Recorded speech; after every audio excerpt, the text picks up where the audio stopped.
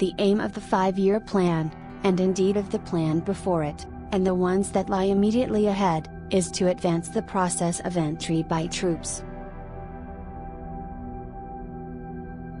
In every national community, then, the institutions are concerned with furthering 2 essential movements.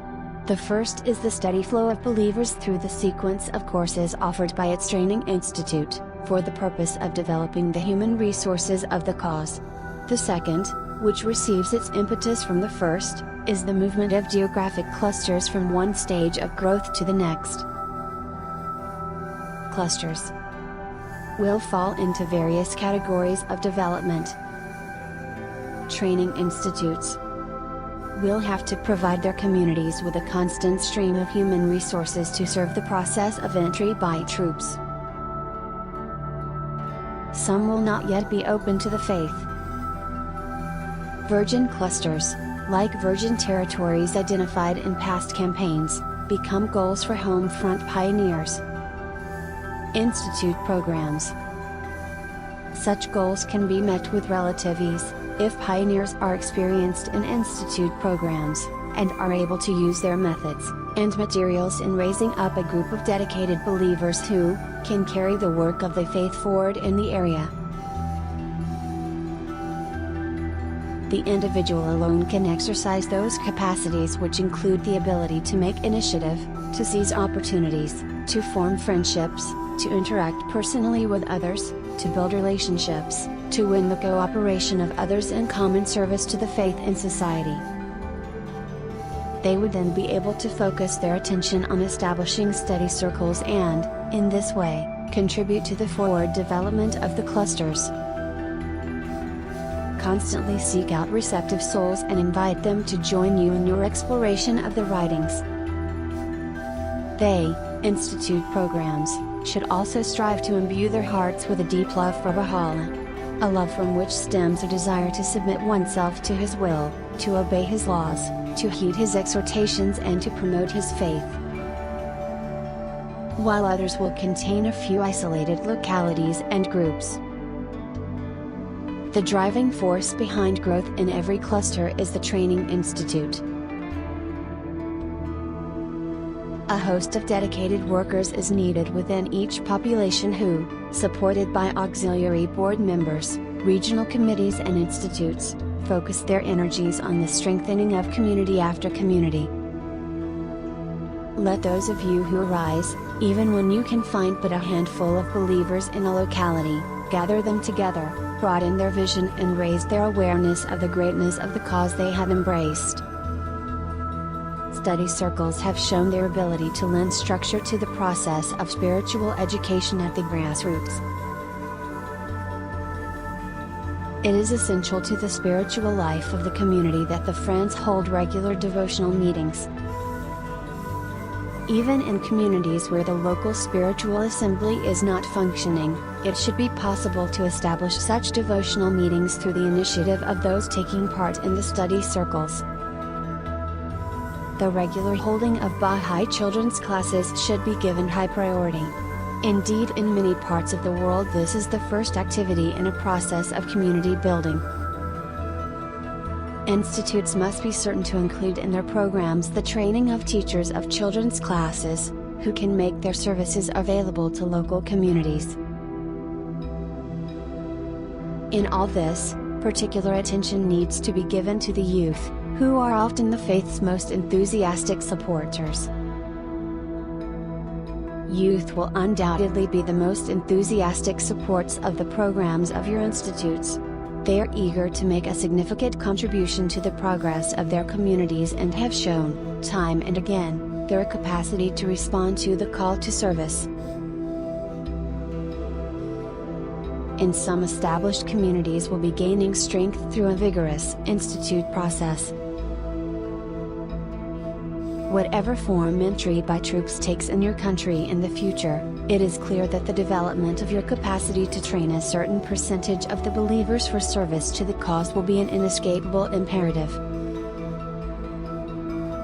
The culture now emerging is one in which groups of Baha'u'llah's followers explore together the truths in his teachings, freely open their study circles, devotional gatherings and children's classes to their friends and neighbors, and invest their efforts confidently in plans of action designed at the level of the cluster.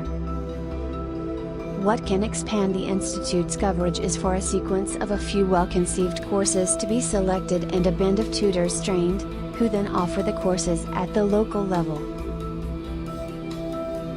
And if the Institute succeeds in accomplishing this, there should be a corresponding increase in the tempo of the teaching work as more and more friends arise to serve the faith. A steady stream of newly enrolled believers will, in turn, enter the Institute's program, and in this way the system as a whole will be in a constant state of expansion. Detailed plans of action, with specific goals and the corresponding methods, rightly belong to the level of the cluster. While the Institute process will constitute the engine for growth in all clusters, a diversity of action is bound to appear at this level. As the believers gain confidence in their capacity to serve through the Institute process, a much richer expression of the diverse talents of the Friends is beginning to appear in the Baha'i world. To help large numbers of believers go through a sequence of courses is a formidable task, involving systematic work with an increasing number of tutors, the establishment of study circles, and measures for monitoring the progress of the participants. Once communities are able to sustain the basic activities of Baha'i life, a natural way to further their consolidation is to introduce small projects of social and economic development. For example, a literacy project, a project for the advancement of women or environmental preservation, or even a village school. Ample attention must also be given to further systematization of teaching efforts, whether undertaken by the individual or directed by the institutions. Arrangements can then be made for the lessons learned from this experience to be discussed with the active supporters of the faith. This process should be one in which the Friends review their successes and difficulties, adjust and improve their methods accordingly, and learn, and move forward unhesitatingly. The Institute will need to make concerted effort, therefore, to build its own capacity to supervise a growing number of tutors and train the, constantly improving the quality of their teaching. Periodic meetings at the level of the cluster will generate such unity of thought about the growth of the faith. The development of the Institute is a dynamic process in which all those involved gradually reach higher and higher levels of understanding as to the nature of the process itself. As this pattern has unfolded in clusters around the world, an increasing number are gradually reaching the stage where they are ready to launch intensive programs for the expansion and consolidation of the faith.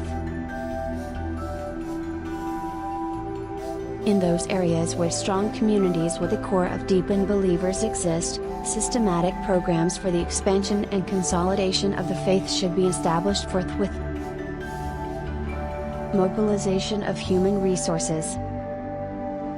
As the ranks of avowed supports of the faith swell through the Institute process, they are deployed in the field of service, reinforcing the work of large-scale expansion and consolidation.